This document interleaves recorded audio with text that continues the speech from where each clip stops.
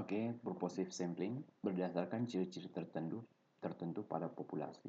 Ini tadi contohnya penelitian tentang gaya hidup hedonism. Oke, mahasiswa,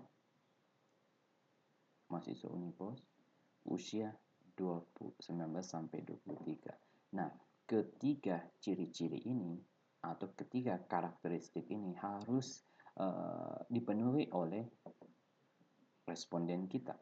Nah, ketika responden kita tidak memenuhi salah satu karakteristik ini, maka tidak bisa diambil sebagai sampel.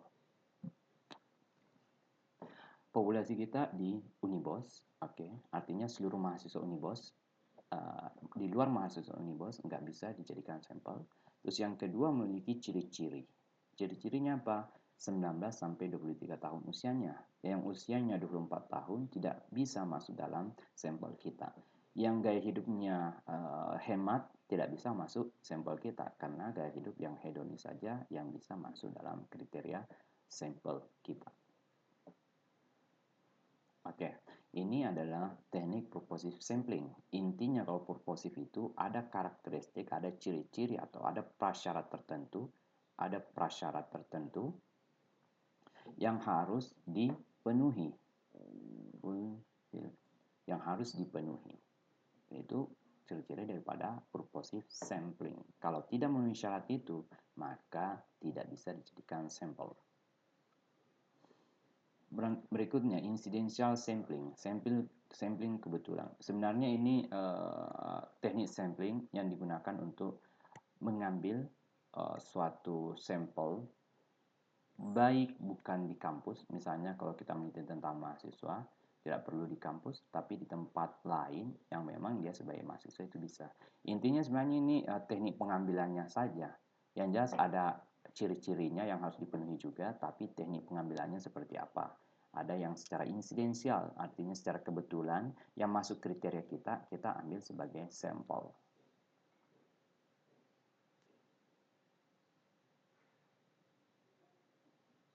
Keberadaan populasi tidak menjadi perhatian. Jadi sebenarnya ini tidak memperhatikan populasinya. Misalnya mahasiswa Makassar, mahasiswa Unibos misalnya, kita ingin meneliti mahasiswa Unibos.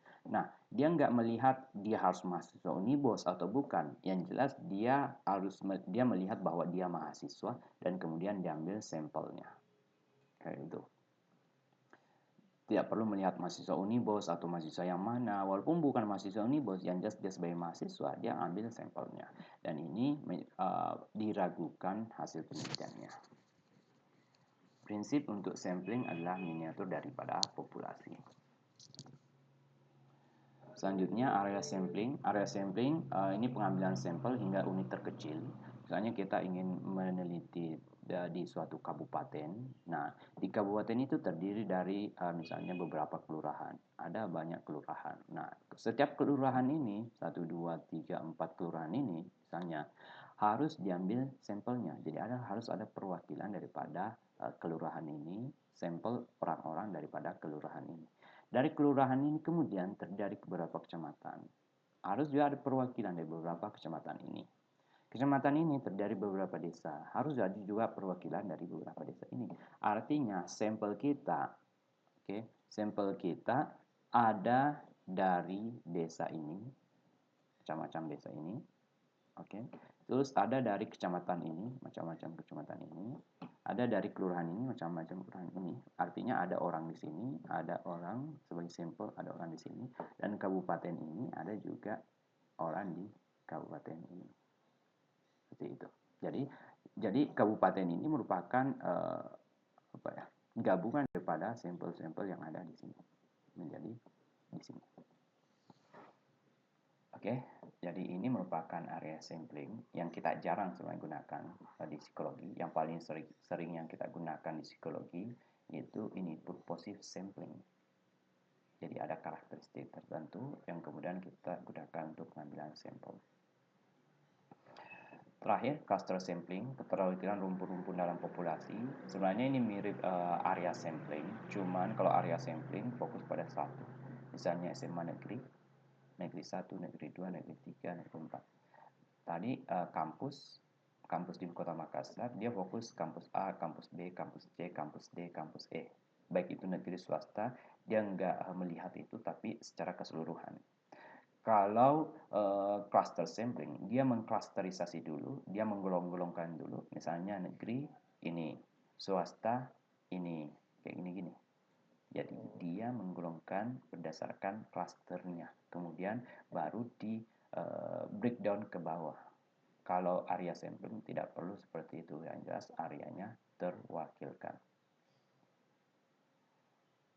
Oke, nggak perlu. Oke, sampai sini saja.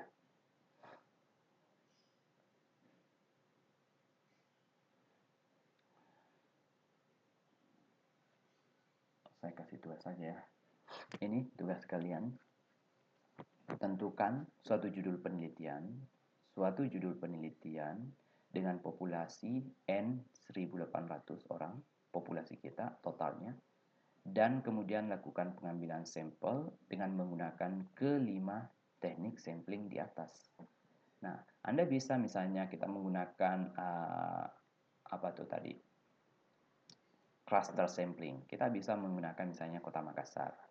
Makassar terdiri dari beberapa kelurahan, ada kelurahan A, B, C. Kelurahan ini ada berapa? Kita yang buat-buat saja, walaupun itu tidak sama.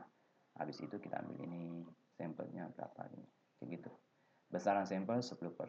Kalau 10% dari 1.800, artinya dia 180 orang. 180 orang ini secara keseluruhan ada di sini, walaupun terdistribusi ke beberapa tempat yang tercluster seperti itu. Ini adalah tugasnya, silahkan dikirim di room. Nanti saya buatkan ininya, roomnya. Oke, saya kira cukup. Maaf kalau salah kata. Sampai jumpa di video berikutnya. Kalau ada pertanyaan, silahkan ditanyakan di link YouTube tersebut. Oke, saya kira cukup. Assalamualaikum warahmatullahi wabarakatuh.